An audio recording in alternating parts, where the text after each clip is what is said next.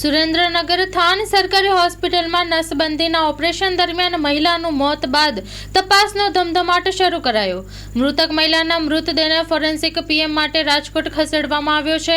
મોડી રાત સુધી પરિવારજનોએ હોસ્પિટલમાં હોબાળો મચાવ્યો હતો। કાયદો વ્યવસ્થા ન કથળે તે માટે ડીવાયએસપી સહિતના અધિકારીઓ દોડી ગયા હતા। 25 વર્ષીય મહિલા હોસ્પિટલમાં નસબંધી માટે ગઈ હતી ત્યારે ઓપરેશન દરમિયાન બેદરકારી દાખવવામાં આવી હોવાનું સામે આવ્યું છે। સરકારી હોસ્પિટલમાં ગાયનેક ડોક્ટરની બેદરકારીએ મહિલાનો જીવ લઈ લેતા તપાસ તેજ શરૂ કરવામાં આવી છે। Story report by Minaz Malik, Surendranagar. મારું નામ બાબુભાઈ કિશોરભાઈ મારી પત્નીને લઈને આવ્યા કને નંબર કંચન એટલે બાળકનું ઓપરેશન કરવા લઈ આવ્યા સરકારી દવાખાને બાળકનું ઓપરેશન કરવા લઈ આવ્યા। શું થયું હતું?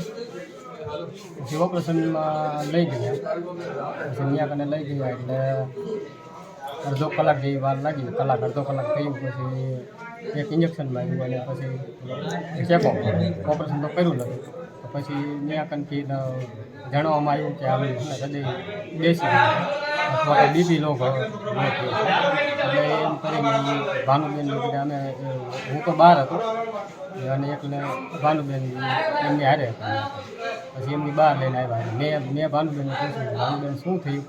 તો ભાનુબેન કે કાંઈ ઉપાધિ કરવાની જરૂર નથી અને સાવ સારું છે અને ખાલી બીપી લો થઈ ગઈ છે અને હૃદય બેસી ગયું।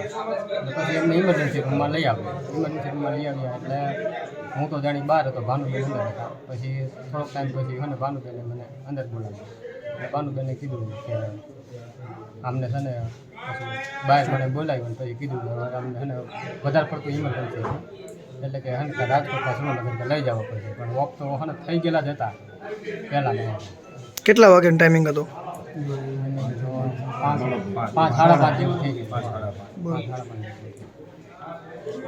પછી મારા કાકાને પછી ફોન કર્યા એટલે મારા કાકાની બધા આવી ગયો તે પછી બાબુભાઈ પરમારે મને થાનગઢ પોલીસ સ્ટેશન વિસ્તારમાં થાનગઢ સરકારી હોસ્પિટલ ખાતે મરણ જનાર કંચનબેન બાબુભાઈ પરમાર જેઓ પોતે હોસ્પિટલ ખાતે એક નસબંધીનો કેમ્પ ચાલુ હોય એ કેમ્પમાં પોતે ઓપરેશન કરાવવા માટે થઈને હોસ્પિટલમાં દાખલ થયેલા હતા।